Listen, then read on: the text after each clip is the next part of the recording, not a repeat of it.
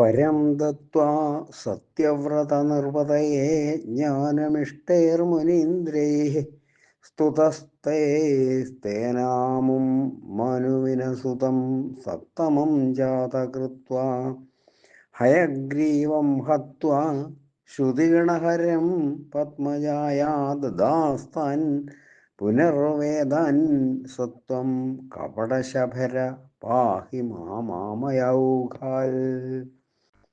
അങ്ങ് സത്യവ്രത രാജാവിന് ഇഷ്ടന്മാരായ മഹർഷിമാരോടൊപ്പം പരമമായ ജ്ഞാനം നൽകിയിട്ട് ആ മുനിമാരാലും അദ്ദേഹത്താലും സ്തുതിക്കപ്പെട്ട അദ്ദേഹത്തെ ഏഴാമനും സൂര്യപുത്രനുമായ മനുവാക്കി തീർത്തിട്ട് വേദസമൂഹത്തെ അപഹരിച്ച ഹയഗ്രീവാസുരനെ കൊന്നിട്ട് ആ വേദങ്ങളെ പിന്നെ ബ്രഹ്മദേവന് നൽകുകയുണ്ടായി.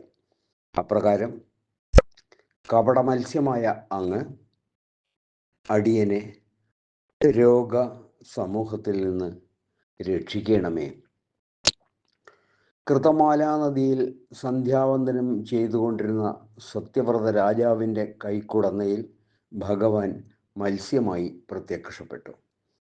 ഭഗവാന്റെ ഇച്ഛയറിഞ്ഞ അദ്ദേഹം ആ മത്സ്യത്തെ കമണ്ഡലുവിലാക്കി ഗൃഹത്തിലെത്തിച്ചു. അവിടെ നിന്ന് പെട്ടെന്ന് വളർന്ന ഭഗവാൻ കിണർ, കുളം, സരസ്, നദി എന്നിവയിലൂടെ സമുദ്രത്തിലേക്ക് നയിക്കപ്പെട്ടു.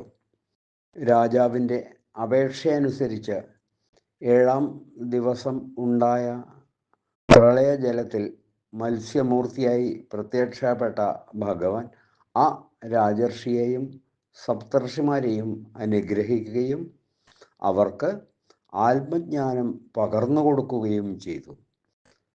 പ്രളയശേഷം എല്ലാം പഴയ പോലെയാക്കിയ ഭഗവാൻ രാജർഷിയെ വൈവസ്വത മനുവാക്കി മാറ്റി.